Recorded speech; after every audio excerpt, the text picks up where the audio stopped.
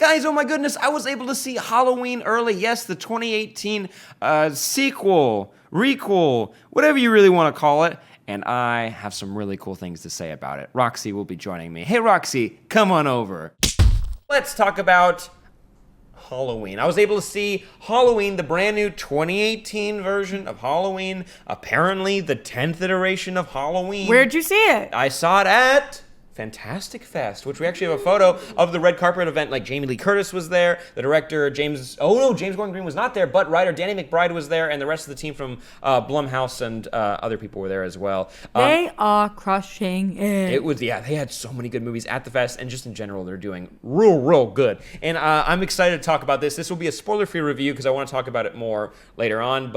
And if you guys are actually on our YouTube channel, you can see like a really small review because DJ wasn't able to see it, and so I kept it very short. But now that we can talk about it fully, this is still spoiler-free, but I'm going to give my full thoughts about it. Okay, I want to hear. Here we go. All right. Directed by David Gordon Green. All right. It's written by David Gordon Green, Danny McBride, and Jeff Fradley. And the cast, of course, is Jamie Lee Curtis, Judy Greer, Andi Matichak, and Will Patton. Will Patton is an actor who played a character in the original Halloween movie, and he's coming back in this movie in a very cool way. And the synopsis, of course, is Laurie Strode comes to her final confrontation with Michael Myers, the masked figure who has haunted her since she narrowly escaped his killing spree on Halloween night 4 decades ago. So this movie is basically ignoring anything that's happened, period, forever and ever, amen. You had the first movie, 40 years went by, and Michael Myers was in jail, and now this movie, and you're dealing with how Laurie has dealt with that kind of trauma, and it is an extremely well-made movie. It is the action and the... I'll just go right into my positives. I got 3 positives for this. I got the cast, because Jamie Lee Curtis absolutely kills it, and the way that they choose to show like Michael Myers, he's not there's nothing like supernatural, I guess, about him, but it's every time he shows up,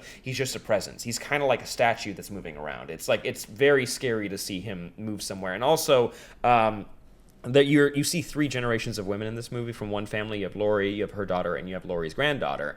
And Judy Greer plays her daughter, and I love the way they bounce off of each other and the way... She's very talented. She gets some epic moments in this movie. And so does Andi, who we talked about, but she plays the granddaughter, and so you still get that high school, like the high schoolers trying to get away from the axe murderer storyline, which is really cool. They're able to hit a lot of the tropes that are in these movies, but not make it they make it feel new. And then I really enjoy that. So I want to talk about the humor in the movie, because while the action and the horror and the violence in the movie can still captivate you, the humor is actually elevated, and you can tell it's like Danny McBride style humor. There's a great moment where... So you thought it was funny, actually? Oh, very funny. Like, you get the babysitter. You get the babysitter scene where Michael's like basically going around doing his thing.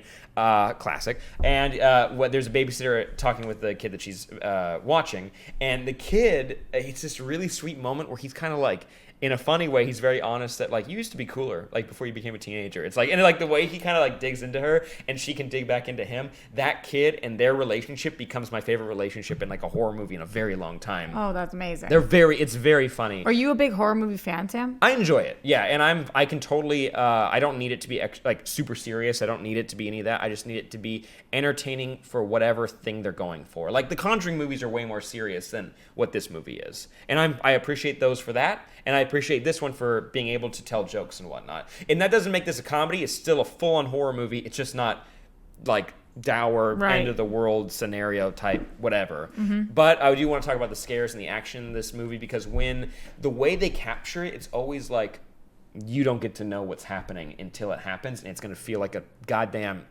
hammer to the face. Like it's gonna be traumatic when it happens, but they use it not sparingly, but they time it out very well. I think that's the best way to say it, because you're going to get your money's worth with it. Is it jump scares? Is it like situational scares? Is it character scares? I would think... I'll describe a scene without any details, but it's more like, you know Michael's here, you haven't seen him yet, but you can see how people are being affected around him. More like, all of a sudden, wait, there should be a clerk behind that desk. Or it's like, oh, there should be that. And you're like, no, he's already here. And our main character has zero clue about it. I don't even think there's any jump scares in this movie. There might be. It's more like situational. Yeah. I've never heard that. I've only heard like jump scares. I made it up. Yeah. Oh, it's good. Yeah. I just feel like you're scared because of a situation, or you're scared because like, boo. his presence immediately is scary, and it doesn't need to be a surprise. It just needs to be him. Yeah. And there's a lot of one takes where it's like, or it's a tracking shot through for a long time, and you get to see how Michael interacts with people on Halloween night. But that all being said, there is a negative that I want to talk about. And in this movie, since Michael's been locked away, he's been examined by one doctor. There is a doctor from the original Halloween movies whose name is escaping me right now, but this is a new doctor who studied under him, and there's actually a great joke about that like, oh, you're the new so-and-so, which is great. But his storyline kind of starts to, it doesn't start to, but it's a very small part of the movie, but this doctor storyline is not great. I'll say it that way. It's not great. And how big of a part of the movie is it? Does it matter that much? He plays a really interesting character, and then when they choose to do what they actually want to do with the character, before he's basically kind of, how do I say it? Basically, when he's playing along, he's great, and then when they decide to like show what like his main goal is, I kind of am like, meh. But the movie kind of moves past it really quick too, so it's like it is a key part of the movie, but we don't spend enough time, and it doesn't affect the ending in any way. Okay. So it's like it's kind of a small negative, and also the movie's not perfect. Like it's not like, I don't think I've ever seen a perfect horror movie. That usually when there's a perfect horror movie, it's something that makes me physically ill and not be able to sleep, like Hereditary, where I'm like, Is that your favorite horror movie? It's up there, but it's like it's something I can't watch again. I don't want to own. I haven't seen it yet. Oof. I can't do a movie night with you. You're gonna have to go with Thanks, that alone. man. I appreciate that. I'm being honest. I'll be honest. Austin just saw I it. watched it last night. Terrifying. Yeah.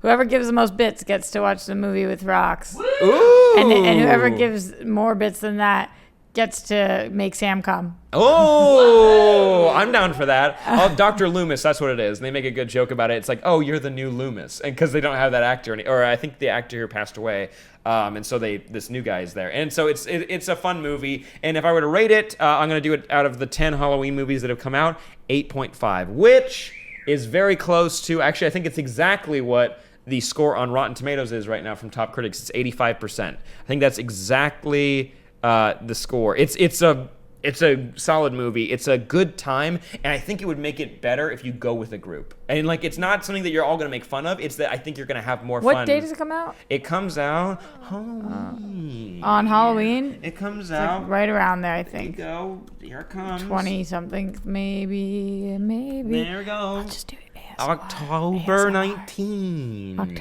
October 19. So that we're getting to this go check it early. out. We're getting this to you early. Don't worry. Is that the Sam Basher? That's me, guys. But let me know what you guys think of the Halloween movie. What do you think of like Halloween H2O or all the other weird ones out there? The Rob Zombies ones from 2007 and 2009. What do you think of ASMR? Are you going to be a kind of character from Halloween? Or what Do you say gonna cotton do? candy? Well, what do you guys think? Roxy just had to run out of here to go see the movie, and I'm hoping she's going to love it. But let me know what you guys think when you're able to get your peepers on it in the comments down below. Make sure you like, subscribe, and hit that bell notification to stay up to date. Check out other new videos right here, or check out our Patreon up there. We've got bonus episodes talking about comic books or all the CW and superhero shows that you could ever want or wish for. There's lots of good stuff. We appreciate you guys, and we'll see you next time. Bye-bye.